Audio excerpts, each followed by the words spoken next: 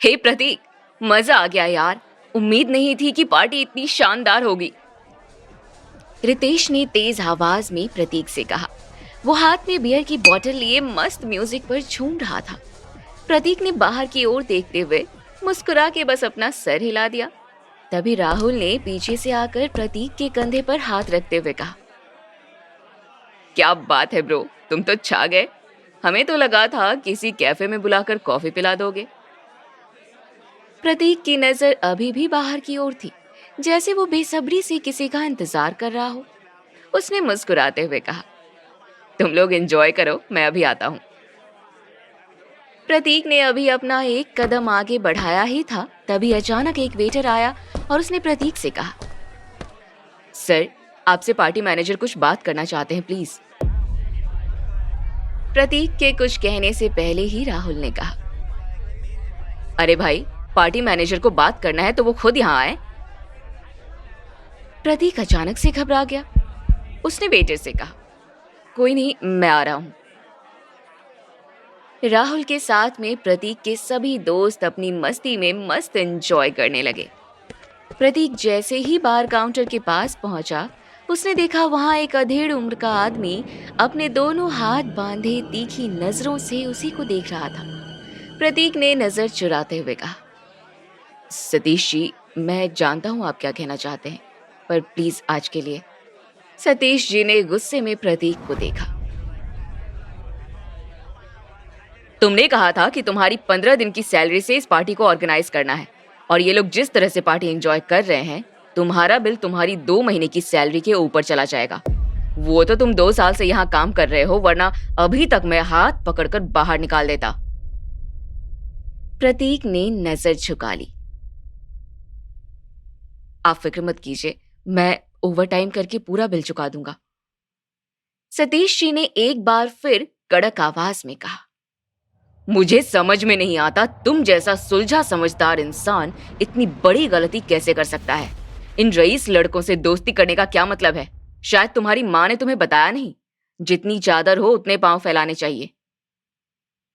प्रतीक के चेहरे का रंग उड़ गया। वो आगे कुछ कहता, तभी पीछे से आवाज आई, यो ब्रो, क्या बात है, तुम यहाँ वेटर का काम करते हो? Oh my God. दरअसल राहुल ने सतीश जी और प्रतीक की सारी बातें सुन ली थी। फिर क्या था, उसे तो प्रतीक का मजाक बनाना ही था।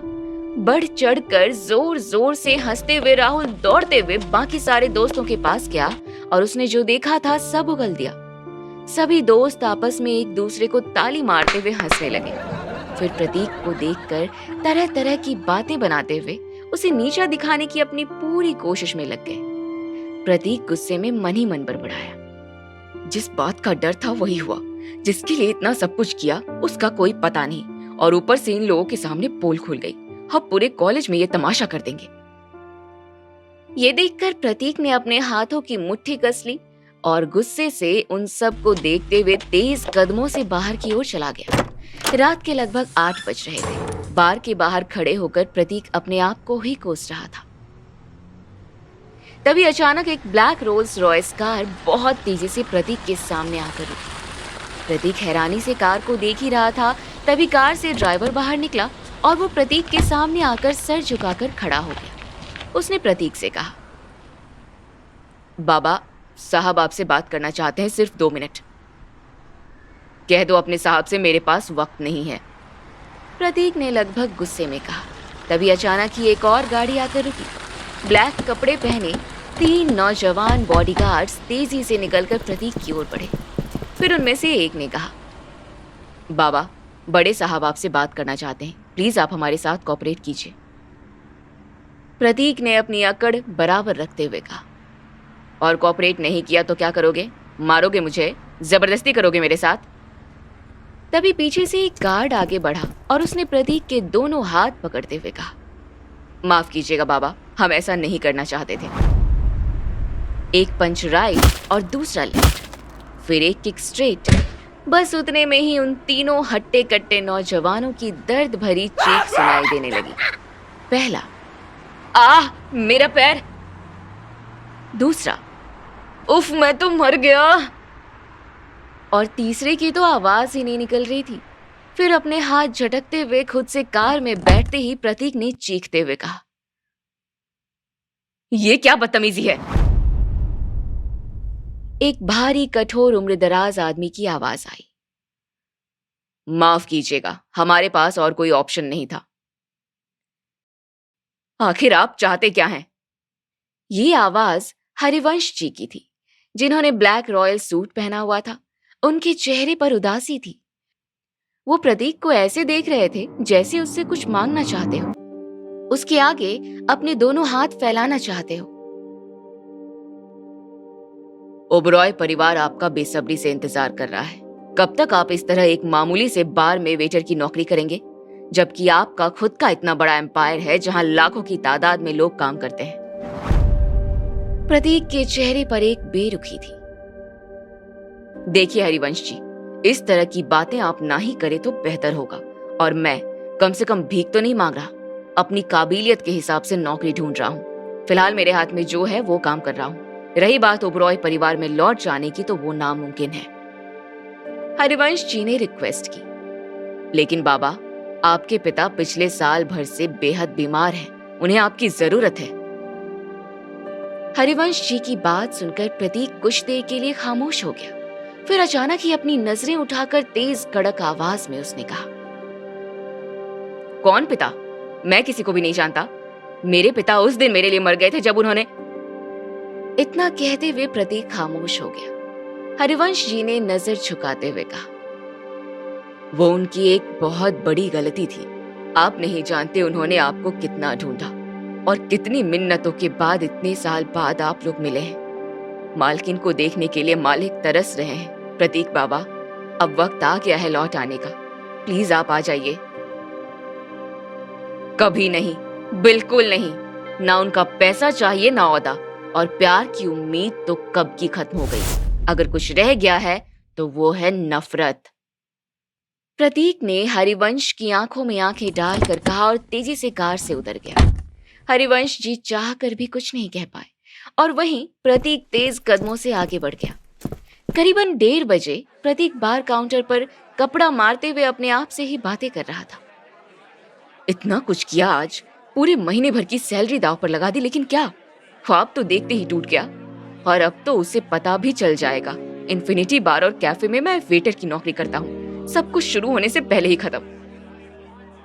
तभी उसके कानों में एक लड़की की बेहद स्वीट और सॉफ्ट आवाज पड़ी, खत्म नहीं ध्रुव, ये नई शुरुआत है।